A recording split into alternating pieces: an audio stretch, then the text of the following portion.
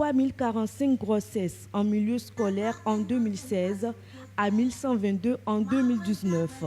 En 3 ans, une évolution notable a été enregistrée au Bénin où la préservation des droits de la fille est désormais une priorité.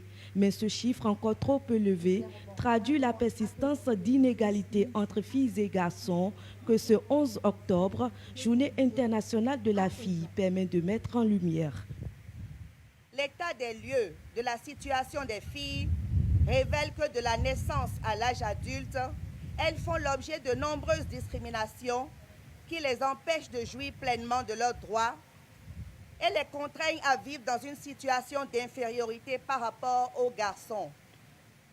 Il est noté une forte vulnérabilité des filles du fait de leur exposition aux violences de toutes sortes et aux abus de tout genre. Au Bénin, 3 filles sur 10 sont données en mariage précoce et forcé avant l'âge de 18 ans.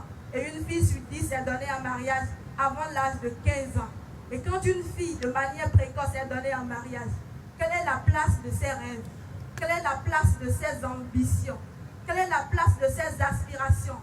Indirectement, on lui dit non, tu n'as pas le droit, alors que cette jeune fille, elle a beaucoup d'opportunités, elle peut apporter beaucoup de changements dans sa communauté.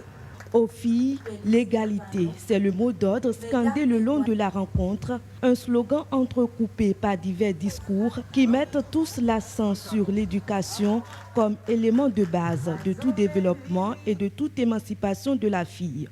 Il s'agit ici de donner la possibilité aux jeunes filles du Bénin d'exprimer leurs aspirations, mais aussi leurs défis. Pour cette consultation, nous avons tous décidé d'oublier les logos des uns et des autres et de nous rallier tous et toutes derrière une figure emblématique, une mascotte. Elle s'appelle Fatih. Elle a 13 ans.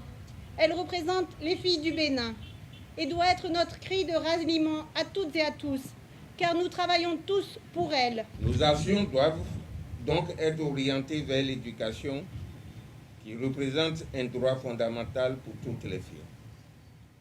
L'éducation de la fille est reconnue comme un des leviers pour sortir de la pauvreté et s'émanciper. Nous devons travailler à faire avancer nos pratiques, notre mentalité.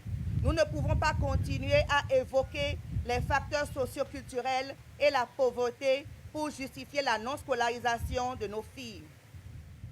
Nos traditions sont notre abreuvoir, mais à condition qu'elles nous procurent le bien-être et favorisent notre épanouissement.